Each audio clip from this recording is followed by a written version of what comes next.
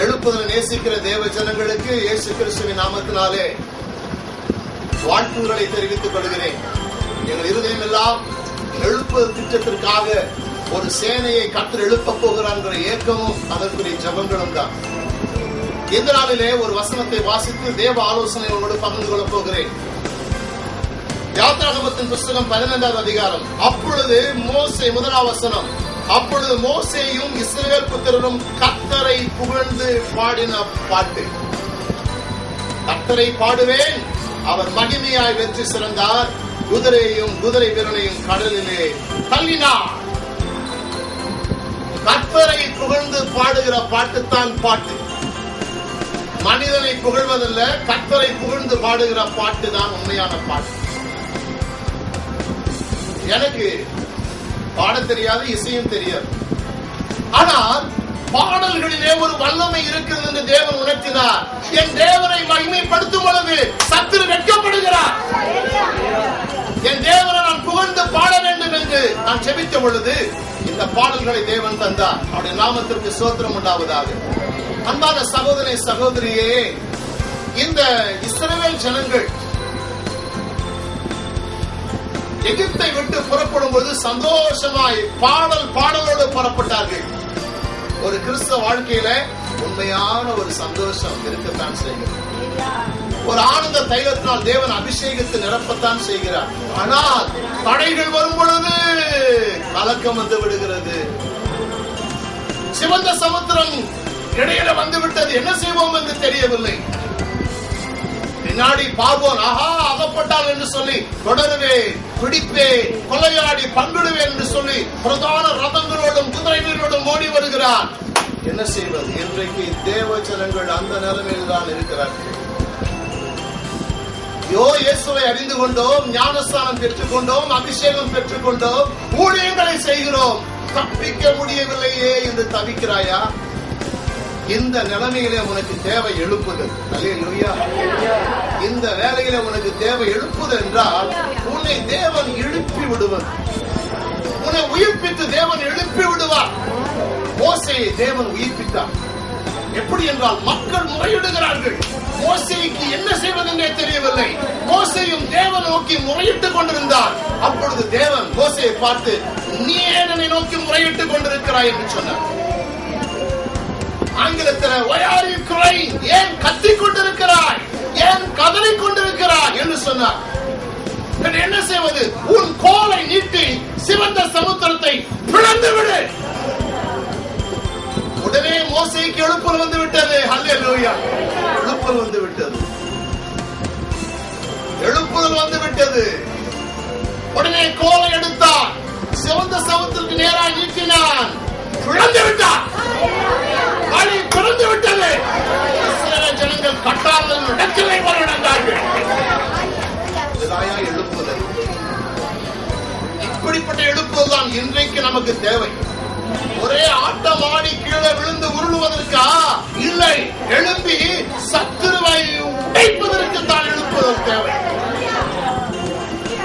எழுப்புதல் ஒரு சபை அல்ல, உபதேசம் அல்ல, ஒரு ஊழியமும் அல்ல. இது ஒரு தேவ தரிசனம். தீர்க்க தரிசனம் இல்லாத இடத்தில் ஜனங்கள் சீர்விட்டு போவார்கள். என்ன தரிசனம்? எந்த ஊழியம் கர்த்தராகிய இயேசு கிறிஸ்துவின் வருகைக்காக உன்னை ஆயத்தமாக்குகிறதோ அதுதான் மெய்யான ஊழியம். விசுவாசத்தை பெற்றுக் கொள்வாய், ஆசீர்வாதத்தை பெற்றுக் கொள்வாய், ஆசையை பெற்றுக் கொள்வாய். இயேசு கிறிஸ்துவின் வருகையிலே, அவருடைய வருகையிலே பங்கெடுக்கவில்லை என்றால் எல்லாமே நிர்மூலமாகிவிடும். நீ நிர்பந்தமான மனுஷனாய் மாறிவிடுவார்.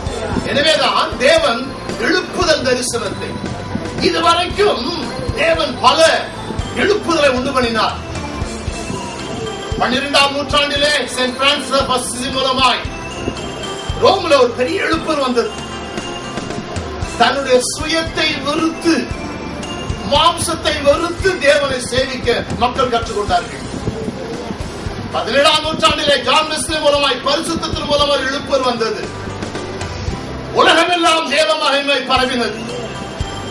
18ஆம் நூற்றாண்டில் சார்ல்ஸ் வெஸ்லி மூலமாய், சார்ல்ஸ் ஃபின்னி மூலமாய் அமெரிக்காவில் எழுப்புதல் வந்தது. 19ஆம் நூற்றாண்டிலே இவான் ராபர்ட்ஸ் மூலமாய் வேல்ஸ் நாட்டில் இங்கிலாந்துல எழுப்புதல் வந்தது. அப்பதான் பண்டிட் ராமாபாய், சாது சுரசிங் போன்ற தேவ மனுஷர்கள் தொடப்பட்டார்கள். கடைசி கால எழுப்புதல் என்ன தெரியுமா? எல்லாவற்றையும் முடிச்சு கர்த்தரை வருகை கொண்டு போறதுதான் கடைசி கால எழுப்புதல். ஆகவே எந்த ஊழியம் உன்னை தேவ வருகைக்கு ஆயத்தமாக்குகிறதோ அந்த ஊழியம் எழுப்புதல் அடையும். அந்த ஊழியத்தின் மூலமாய் மக்கள் தரிசனத்தின் மூலமாய் கர்த்தரை வருகையிலே பங்கெடுப்பார்கள். இந்த எழுப்புதல் தான் கடைசி கால ஊழியம். 1980 வருஷத்திலிருந்து இந்த ஊழியத்தை செய்ய தேவன் வழிநடத்தி கொண்டிருக்கிறார். ஏன் இந்த ஊழியம் கடைசி காலத்துல மிக அவசியமானது? சகோதரி சகோதரி, எங்களுக்கு ஊழியம் இல்லையா? உலகத்துல ஊழியமே இல்லையா? என்ன இந்த பால்சலம் என்னமோ எழுப்புங்கிறாரு அப்படின்னு நிறைய பேர் நினைக்கிறது உண்டு. நீங்களும் நினைத்திருக்கலாம். என்ன விட்டுருங்கப்பா, நான் கேட்கிற கேள்விக்கு பதில் சொல்லுங்க. தேவன் என்னை இப்படி கேட்க சொன்னார். கடைசி காலத்திலே சத்துருவானவர் கடின இருளை கொண்டு கண்களை மூடி விடுவார். எசையா 62 படி இருள் பூமியையும் காரிருள் ஜனங்களையும் மூடும். கர்த்தர் மேல் உதிப்பார். அந்த மகிமையின் மேல் காணப்படுகிறதா? இருள் மூடுகிறது. இரண்டாவது மத்தேயு 24:24 தெரிந்து கொள்ளப்பட்டவளும் வஞ்சிக்கப்படும்படியான அடையாளங்களை அற்புதங்களை பிசாசு ஏமாற்றுவாராம். அற்புதங்கள் மூலமாவே ஏமாற்றுவாராம். பைபிள் எழுதியிருக்குல்ல. இந்த வஞ்சகத்தையும் இந்த காரிருளையும் ஜெயிக்கிறதுக்கு உங்களிடத்துல என்ன சத்தியம் இருக்குது கேளு என்று கர்த்தர் எடுத்து சொன்னார். நான் உங்களிடத்துல கேட்கிறேன். சுகமாகிற சத்தியம் இடத்துல இருக்கலாம், ரட்சிக்கப்படுகிற சத்தியம் இடத்துல இருக்கலாம், அபிஷேகம் அற்புதம் இருக்கலாம். இந்த இருளை நீக்குவதற்கும் இந்த சத்துரின் வஞ்சகத்தை மேற்கொள்வதற்கு உங்களிடத்துல சத்தியம் உண்டா? எழுப்பு திட்டத்தை அந்தகார லோகாதிபதிகளோடு யுத்தம் பண்ணவும், அதிகார பிரபுவை ஜெயிக்கவும், மாம்சத்தின் ஆவிகளோடு யுத்தம் பண்ணி ஜெயிக்கவும் கர்த்தர்களை உருவாக்கினார். அந்த வழிகளை உங்களுக்கு பகிர்ந்து கொள்கிறோம். எழுப்புதல் தேவ தரிசனம். அந்த தேவ தரிசனத்திலிருந்து பிறந்த இந்த பாடல்கள் ஆவியாயிருக்கும், உங்களை உயிர்ப்பிக்கும், உங்களை எழுப்பும். சுதந்திரமாய் தேவனை சேவித்து தேசத்தை உலகத்தை தேவனுக்காய் சுதந்திரிப்போம். அப்படிப்பட்ட எழுப்புதல் வந்தவுடனே இஸ்ரவேல் ஜனங்கள் முறைமுறையாய் பாடினார்கள். கர்த்தர் மகிமையாய் வெற்றி சிறந்தார். அல்லேலூயா. சகோதரனே சகோதரி, அல்லேலூயா சொல்லு என்ற பாடலிலே கர்த்தர் இயேசு சிலுவையிலே வெற்றி சிறந்தவர், ரத்தம் சிந்தி சாத்தானை முறியடித்தவர். வெற்றி சிறப்பு என்றால் ரெக்கார்ட் பிரேக் என்று அர்த்தம். ரெக்கார்டுனா ஒரு இது வரைக்கும் 100 மீட்டரை 4 நிமிஷத்துல ஒருத்தன் ஓடுறான்னா இன்னொருத்தன் 3 நிமிஷத்துல ஓடிட்டா அவன் ரெக்கார்டை பிரேக் பண்ணிட்டான்னு அர்த்தம். பிசாசுல ரெக்கார்டை இயேசு கிறிஸ்து சிலுவையில பிரேக் பண்ணிட்டார். வெற்றி சிறந்து விட்டார். அவர் சிலுவையில வெற்றி சிறந்தார். அந்த வெற்றி உனக்கு வேண்டும் என்றால் எழுப்புதலுக்காய் ஜெபம் பண்ணு, எழுப்புதலுக்காய் பிரயாசப்படு. தேவ அக்கினியை உயிர்ப்பிப்பதாக, தேவ உள்ளவரை உயிர்ப்பிப்பதாக. அப்பொழுது உனக்கு முன்னாடி இருக்கிற மலைகள் பெயர்ந்து சமுத்திரத்தை தள்ளிட்டு போகும். உனக்கு முன்னாடி இருக்கிற மலையினி கடலினி துளந்து விடுவார். உனக்கு முன்னாடி இருக்கிற பிரச்சனையிலே கட்டாந்தரையிலே நடந்து போவதை போல நடந்து போவான். அப்படிப்பட்ட ஒரு எழுப்புதல் தான் இன்றைக்கு மிகவும் அவசியம். இன்றைக்கு பாடல்கள், ஆராதனைகள் என்பது தேவனுக்கு பரிசுத்தமானது. மாம்சம் தேவனுக்கு விரோதமான பகை என்று ரோமர் 8வது அதிகாரத்தில் எழுதப்பட்டிருக்கிறது. அது தேவனுக்கு பிரியமா இருக்காதா? ஆவியோ உயிர்ப்பிக்கிறது. ஆவியின் கனியோ சந்தோஷம். அல்லேலூயா. ஆவியினால் பிறப்பது ஆவியாயிருக்கும். என்றைக்கு எழுப்புதல் உங்கள் ஜீவியத்தில் வருகிறதோ மாம்சத்தின் கட்டுகள் உடையும். தேவ மகிமைக்காய் எழுப்புவார், பிரகாசிப்பார், தேவனை பயன்படுத்துவார், நாமத்தை ஏற்படுத்துவார். சர்வவல்லமையுள்ள தேவனாய் கர்த்தருக்கு மகிமை உண்டாவதாக. இஸ்ரவேல் ஜனங்கள் பாடி துதிசையை தொடங்கின பொழுது சத்துருக்கள் ஒருவரை ஒருவர் வெட்டி விழுந்தார்கள். ஒரு வல்லமை இருக்கிறது, அதை பிசாசு பயன்படுத்துகிறார். அந்த முறைமையை தேவ ஜனங்களும் பயன்படுத்தினால் எப்படி எழுப்புதல் வரும்? ஒரு கால் இந்த பாடல் இருக்கிற சின்ன பிள்ளைகள், 7வது படிக்கிற பிள்ளைகளுடைய நடனம் சந்தோஷத்தை வெளிப்படுத்த இஸ்ரவேல் ஜனங்கள் நடனம் ஆடுவார்கள். ஆகவே மிகுந்த பயபக்தியோடு தான் அதை அமைத்திருக்கிறோம். அதுவும் ஆவிக்குரிய முறையிலே ஒரு பாடலை பார்க்கும் பொழுது மாம்சம் எழும்பக்கூடாது, ஆவி எழும்ப வேண்டும், அபிஷேகம் எழும்ப வேண்டும், எழும்ப வேண்டும். மூடி மூலமாய் தேவனாகிய கர்த்தர் ஒரு பெரிய அசைவு உண்டு பண்ண பொழுது ஷாங்கே என்கிற ஒரு பாடகரை தேவன் சேர்த்தார். ஒரு வார்த்தையை சொன்னார்கள், மூடி preach the gospel, ஷாங்கே sings the gospel.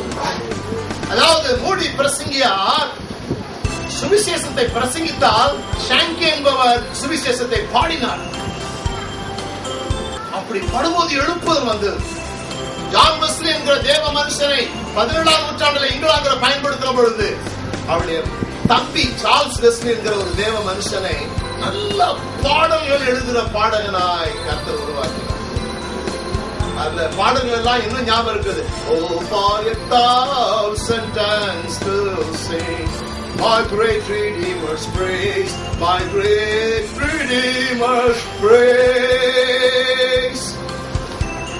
என்னுடைய பெரிய ரட்சகருடைய துதியை சொல்ல எனக்கு 1000 நாவுகள் வேண்டும் என்று பாடினார். உலகமெல்லாம் அந்த பாடல்கள் பிரசித்தமானது.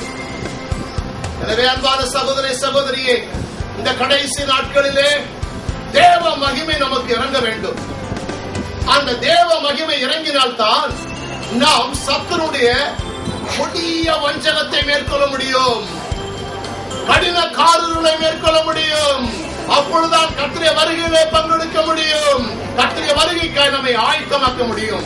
இந்த மகிமை இறங்குவதற்காக நீதிமான் பாடி மகிழ்கிறார், தேவனை மகிமைப்படுத்துகிறார், தேவனை உயர்த்துகிறார். எனவே மாம்சத்துக்கு ஏற்ற ஆராதனைகள் முடங்கு போவதாக, ஆவிக்கேற்ற ஆராதனைகள் எழும்புவதாக. ஆவியிலே பாடி மகிழ்ந்து அபிஷேகத்தால் நிரம்பி பாடும் பொழுது, நான் அடிக்கடி சொன்ன மாதிரி நான் பாட்டு பாடுறதுல பிசாசு மேல ஒரு வேட்டு போடுறது. ஹல்லேலூயா! பாடும் பொழுது தேவ வல்லமை ஊடுருவ வேண்டும். அல்லேலூயா சொல்லு என்ற இந்த பாடலை பல வருஷங்களுக்கு முன்னாடியே தேவன் தந்தார். புதிய இசையோட புதிய வீடியோவோட இப்ப நாம் கொடுத்திருக்கிறோம். ஒரு சகோதரன் ஒரு சின்ன கம்பெனி வைத்திருக்கிறார். அதுல இந்த கேசட் போட்ட உடனே சாத்தானே வெல்லு நீ சந்தோஷத்தால் சொல்லு. ஒரு வேலை செய்யற பையன் வந்து அந்த டேப்பை நிறுத்துங்க நிறுத்துங்க நிறுத்துங்க. உடனே இந்த தம்பி என்ன செஞ்சா தெரியுமா? தம்பி நிறுத்துங்க நிறுத்துங்க. ஆமா ஆமா இவனுக்கு ஒரு பேய் பிடிச்சிருந்து போகவே இல்லை. அந்த பேய் சொல்லுது இந்த பாட்டை நிறுத்துங்க நிறுத்துங்க நிறுத்துங்க. திருப்பி திருப்பி திருப்பி போட்ட உடனே ஐயோ ஐயோ அப்படியே சுருண்டு விழுந்து அன்னைக்கு பேய் அவனை விட்டு விலகி போயிடுச்சு. ஆவியினால் பிறப்பது ஆவியாய் இருக்கும். ஆனால் சில பாடல்களை பாடனா பேய் வந்துடுது. அந்த தாளத்தின் அமைப்புகள், இந்த ராகத்தின் அமைப்புகளை பார்த்த உடனே பேய் வந்துடுது. ஆனால் இந்த பாடல்களை எழுப்புதற்காய் தேவன் பயன்படுத்த உங்களுக்கு தந்திருக்கிறார். இந்த பாடல்கள் தேசம் முழுவதிலும் பல மொழிகளிலே பல மக்களை சென்றடையும்படியாய் 2 வருஷங்கள் ஜெபம் பண்ணி ஆயத்தம் பண்ணி இருக்கிறோம். தேவனாகிய கர்த்தருடைய பரிசுத்த நாம மேன்மை அடைவதாக ஜெபம் செய்வோம். பரலோகத்தின் பிதாவே, மகிமையுள்ள ராஜாவே, இந்த நாளிலே இந்த டிவிடியை அல்பா ஒமேகா நீரே இந்த டிவிடியை பார்க்கும்படியாய் இந்த மக்களுக்கு உதவி செய்தீரே, இந்த அபிஷேகத்தை இறக்கினீரே, கண்களை திறந்தீரே. உங்களுடைய சித்தத்துக்காக இந்த பிள்ளைகளை எழுப்பி பயன்படுத்தும்.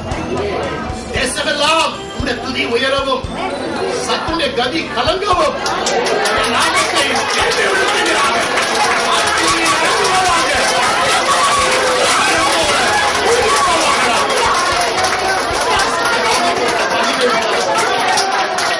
இயேசு கிறிஸ்துவின் நாமத்தில் ஜெபிக்கிறோம் பிதாவே.